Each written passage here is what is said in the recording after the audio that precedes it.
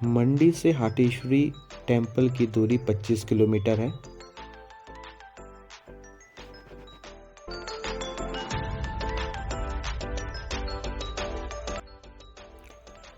वही अगर आप सुंदरनगर से हाटेश्वरी टेम्पल आते हैं तो उसकी दूरी 8.7 किलोमीटर है।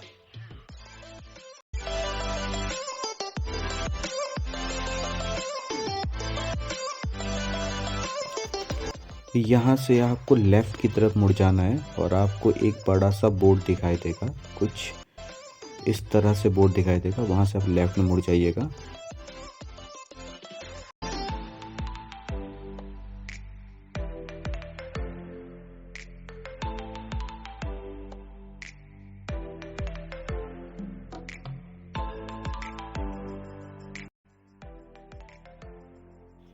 ये कुछ ऐसे नज़ारे हैं जिसे देखकर आपका मन भी यहाँ पर आने के लिए कहने लगेगा।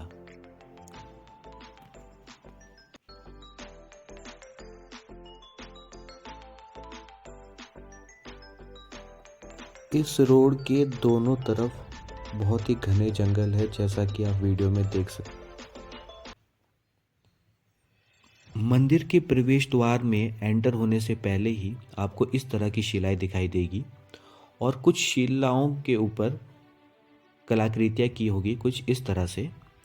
जब गहनता से जांच करने के बाद हमें यह पता चला कि जब पांडवों को अज्ञातवास मिला था तो वे इसी जगह से गुजरे थे और वे स्वर्ग को जाने के लिए सीढ़ियाँ बनाना चाहते थे, लेकिन अज्ञातवास के कारण वे केवल रात के समय ही कार्य कर सकते थे, दिन के समय कोई कार्य नहीं कर सकते थे और उनके पास केवल एक ही दिन था। तो एक दिन में उन्होंने सीढ़ियाँ लगाना शुरू किया और वे सफल भी हो चुके थे। उनको केवल एक सीढ़ी लगाने के लिए रह गई थी। जैसे ही वे आखिरी सीढ़ी लगाने के लिए गए थे उस समय सूर्योदय हो चुका था और उनकी सारी सीढ़ियाँ अपने आप ही गिर गई थी, जिसके प्रमाण आज भी हमें दिखाई देते हैं। और यहीं से कुछ दूरी के बाद हटेश्वरी माता का मंदिर आता है, जिसे पुरानी कथाओं के अनुसार कहा जाता है कि पांडव जब यहाँ से गुजर रहे थे तो उसी एक रात जब वह सीढ़ियाँ बना रहे थे, उसी एक रात उन्होंने माता का भव्य मंदिर तैयार किया था और ये सुबह होने से पहले ही तैयार हो चुका था।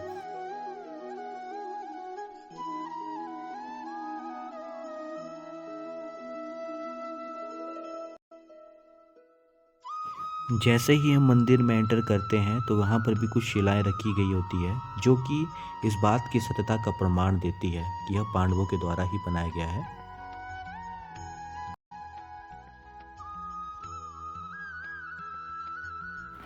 मंदिर में रेनोवेशन का काम चला हुआ था, इसलिए हमने बाहर से ही दर्शन किए।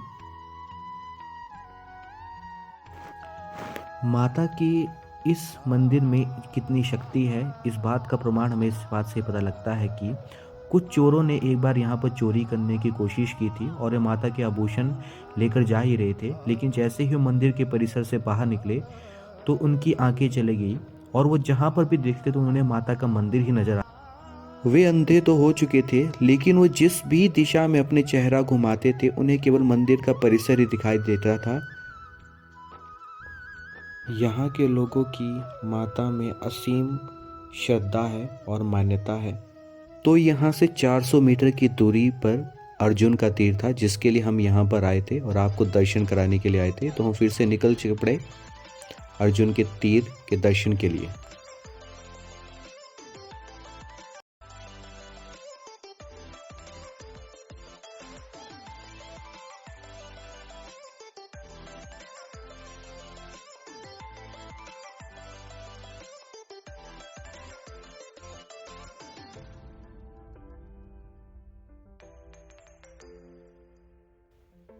आखिरकार इतना ट्रैवल करने के बाद हम उस स्थान पे पहुंच ही गए जहां पर अर्जुन का तीर था। आप भी उस तीर के दर्शन कर लीजिए। मान्यता के अनुसार कहा जाता है कि अर्जुन ने इस तीर को इस कमरुना घाटी से, जो आपके पास टॉप में दिखाई दे रही है, वहां से मारा था और वो तीर सीधे ही आकर के इस स्थान पर आकर के गड़ गया था। कहा जाता है कि उस समय यहाँ पर पानी का कोई स्रोत नहीं था और ना ही यहाँ पर आटा पीसने के लिए कोई चक्की थी। तो अर्जुन ने पाताल लोक से पानी को प्रकट किया था इस तीर के द्वारा और यहाँ पर एक चक्की की स्थापना की थी जो कि यहाँ से कुछ दूरी पर है। कुछ लोग सोच रहे होंगे कि उस जमाने के तीर क्या पत्थर के होते थे, तो मैं आपको बता देना चाहता हूँ ऐसा बिल्कुल नहीं है। उस समय के तीर लकड़ी के ही होते थे, लेकिन उसे इस समय तक प्रिजर्व करने के लिए उसके आसपास में कंक्रीट की कोटिंग कर दी गई थी। तो इसके बाद हम अपने नेक्स्ट लोकेशन पर चल पड़े जो थी भीम की गदा, जिसके लिए हमें कुछ ट्रैकिंग करके जाना पड़ेगा। तो यहाँ से आपको पैदल जाना पड़ेगा, कुछ दूरी पर ही भीम की गदा है, लेकिन ये रास्ता एक घने जंगल से होकर के गुजरता है, जैसा कि आप वीडियो में देख ही सकते हो। इसलिए आप कभी भी इस स्थान पर आएँ तो अपनी फैमिली या दोस्तों के साथ ही आएँ, और रात में यहाँ पर आने की कोशिश बिल्कुल भी ना करें। आना हो तो दिन में ही आएँ, क्योंकि रात के समय पर यहाँ पर बहुत जंगली जानवर होते हैं, जैसे कि शेर और भालू। यहाँ पे बहुत लोगों ने इन्हें देखा हुआ है, तो यहाँ पर सेफ्टी के साथ ही आए। पांडव भी अपने अज्ञातवास में इन्हीं जंगलों से होकर के गुजरे थे।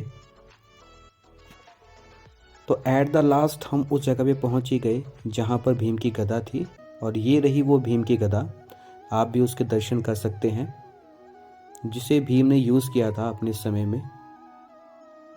कथाओं के अनुसार, जैसे स्टोरियाँ जो हम सुनते हैं उसके अनुसार, तो इसे भीम की गदा ही कहा गया है जो भीम उस समय में यूज़ करते थे। कहा जाता है कि आज तक इस गदा का दूसरा एंड किसी को भी नहीं दिखा। बहुत लोगों ने इसे खोदने की कोशिश की और खोद कर निकालने की कोशिश की, लेकिन इसका एंड कभी भी नहीं मिला। तो लोगों ने इसे भगवान की नामंजूरी समझकर इसे बंद कर दिया और कभी भी इसे खोदने का प्रयत्न नहीं किया, और तब से आज तक ये ऐसे ही है।